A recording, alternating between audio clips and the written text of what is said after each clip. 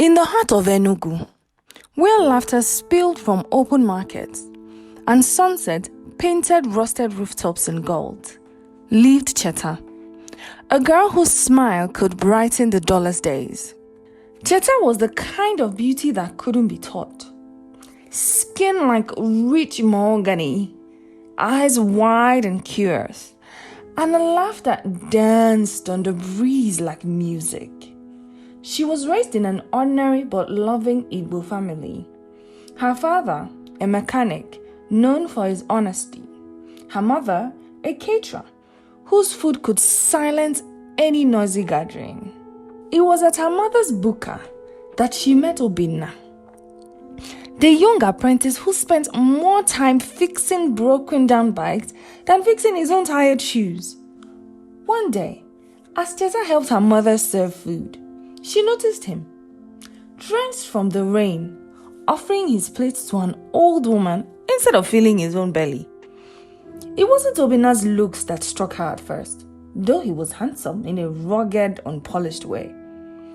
It was the kindness, the way he carried the whole world on his shoulder, but still had enough strength to lift others. Obinna fell for her in an instant, not for her beauty, though it was undeniable, but for the way she knelt to fix a crying child's sandal without a second thought, or the way she looked at the world like it was still good. They fell into a quiet rhythm. Walks under the mango trees, laughter over bowls of roasted maize, whispered under the blanket of the night sky. For Cheta, love was not fireworks. It was the steady beat of a drum. Safe, familiar, true. It was Obinna, waiting in the rain just to walk her home. It was his unwavering belief in her, even when she doubted herself. But in the corners of their small town, other dreams whispered louder. Ugochukwu came like a whirlwind, expensive colognes, flashy cars, and promises that smelled like new money. He spotted Cheta at a wedding where she wore a simple Ankara gown that made her look like royalty without trying. He pursued her relentlessly, showering her with gifts, whispering sweet promises of a life filled with travel, designer handbags, and homes abroad. Cheta's parents noticed too, and so did Adora, her childhood friend, who saw Ugochukwu as the golden ticket out of hardship. Cheta, Adora said, wide-eyed, "No dull yourself, oh. Now only love you go chop. Open your eye. This one na opportunity of a lifetime." The words echoed at Cheta. In the quiet of her room, dreams of simple happiness fought the visions of wealth and ease. Obinna tried to hold on.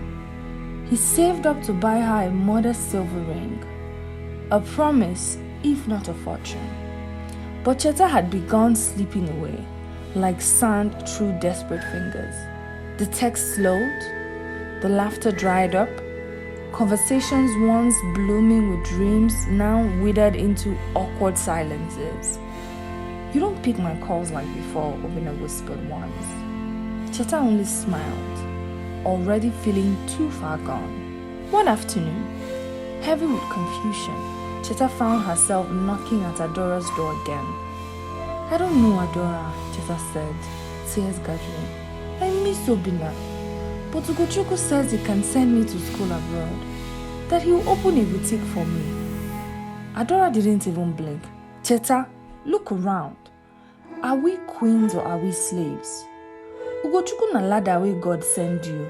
If you miss this chance, now you sabi." It was not advice, it was verdict. Ugochukwu made his intentions formal. His family visited with crates of malt, wine, and a fat envelope that made Cheta's parents beam. Her father, once skeptical, shook Ugochukwu's hands with firm approval. Her mother hugged Cheta tightly, whispering, "You have brought us honor, Mom." Obinna didn't fight. He simply disappeared, his absence louder than any protest. The wedding was lavish, Pictures gleamed, but behind the painted smiles, cracks were already forming. Ugochukwu was not the dream. He was the nightmare hiding beneath a velvet mask. It started with small humiliations, correcting her harshly in front of guests, sneering at her village accent. Then came the anger, the slaps, the insults that left no bruises but shattered her spirit. The worst was their anniversary night. She cooked his favorite meal, dressed in silk she couldn't afford, only to have him stagger home drunk and reeking of another woman. When she asked softly where he had been, he hurled the pot of jollof against the wall, rice raining like gunfire. Ungrateful village girl, he spat. I picked you from the gutter. Cheta didn't sleep that night. She packed her heart and soul into an invisible suitcase and waited for her chance to leave. 10 months later, Cheta was back in her parents' home. Older, quieter, broken in pieces she didn't know could break. Meanwhile, Obinna had found healing, slowly falling in love with Ama, a gentle school teacher who stitched his wound with laughter and patience.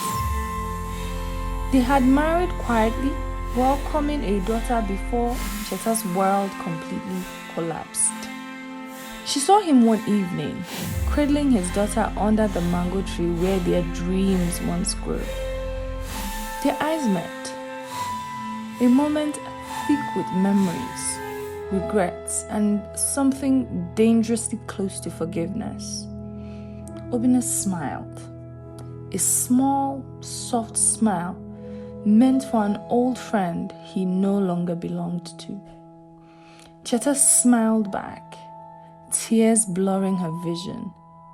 Somewhere deep inside, she finally understood. True love is not bought, or borrowed, or even begged for. It is giving freely and fearlessly. Cheta turned away, walking into the deepening night, wiser, bruised, but still standing. Some lessons must be learned the hard way, and some hearts must be broken to be made whole again.